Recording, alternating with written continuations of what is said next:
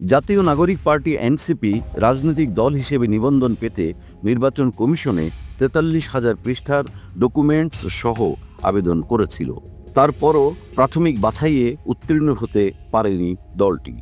নিবন্ধন পেতে তাদের নতুন করে আরও কিছু নথিপত্র জমা দিতে হবে। মঙ্গলবার ইসির অতিরিক্ত সচিব KM আলী নেওয়াজ এসব তথ্য জানান। তিনি বলেন, প্রথম ধাপে ৬২টি দলকে চিঠি দেওয়া হবে।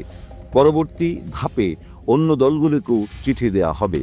১৫ দিন সময়ের মধ্যে যেসব ত্রুটি বিচ্যুতি আছে তা পূরণ করতে হবে।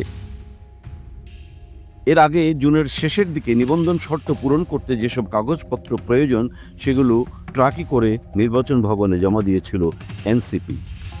সেদিন এনসিপির মুখ্য সমন্বয়ক নাসিরউদ্দিন পাটোয়ারি বলেন, নির্বাচন কমিশনের নিবন্ধন পেতে যে শর্ত পূরণ করতে হয় তার জন্য যত কাগজপত্র প্রয়োজন তা ট্রাকে করে এনে ইসিতে জমা দিয়েছি। আমাদের প্রতিনিধি দল ভেতরে গিয়ে আবেদনের মূল কাগজপত্র জমা দিয়েছে।